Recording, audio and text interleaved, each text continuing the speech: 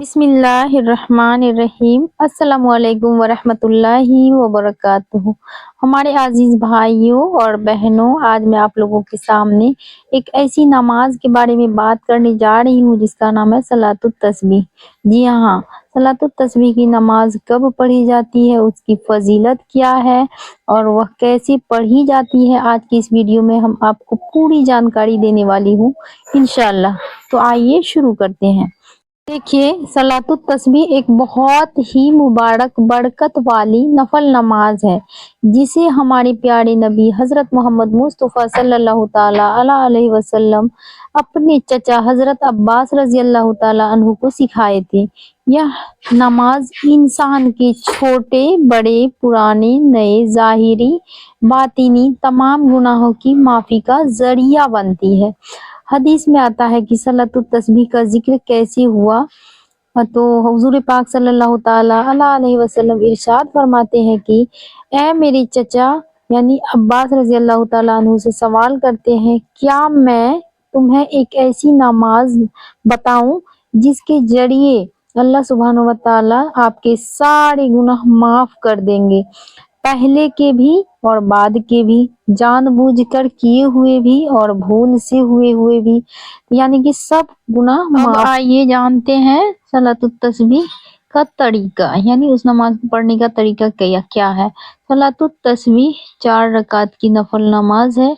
हर रकात में पूरे 75 बार तस्बीह पढ़ी जाती है। 4 रकात में पूरे कुल मिलाकर 300 बार तस्बीह होती है। वह तस्बीह जो मैं आप लोगों को आगे बताने वाली हूँ, वो तस्बीह ये है, सुबहान अल्लाही वल्हम्दुलिल्लाहि वला इलाहा इल्लल्लाहु वल्लाहु अकबर। जी हाँ, इसका मतलब माना ये है कि अल्लाह पाक है, सारी तारीफें उसी के लिए है, उसके सिवा कोई इबादत के लायक नहीं है और अल्लाह सबसे बड़ा है। राइट। पढ़ने का तरीका ये है, हर रकात में सूरह फातिहा और कोई दूसरी सूरह पढ़ने के बाद 15 बार यही तस्बीह पढ़ें। दूसरा नंबर में है, रुकू में जाने के बाद 10 बार पढ़ें। 15 10 25 हो गया। तीसरा में है, रुकू से उठकर समी अल्लाहु लिमन हमीदा के बाद 10 बार पढ़ें। 35 हो गया। सजदा के पहले 10 बार पढ़ें। 45 दोनों सजदों के बीच में बैठकर पढ़ें 10 बार।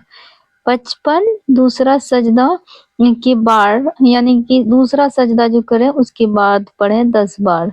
65 और दूसरे सजदे से उठकर कयाम में आने से पहले पढ़ें 10 बार। 75 यानी एक रकात में 75 बार। इसी तरह एक रकात में कुल 75 बार तस्बीह होंगी और 4 रकात में मिलाकर 300 बार। ये तो जान गए आप। अब आप इसकी फजीलत जान लीजिए। फजीलत इसका ये है कि सारे गुनाह माफ हो जाएंगे, अल्लाह सुब्हानहू व तआला उनके सारे के सारे गुनाह माफ कर देंगे, चाहे पुराने हो या नए।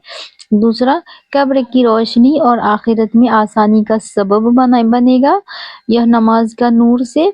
और तीसरा, दुनिया और आखिरत की परेशानियों से निजात मिलेगी इनको।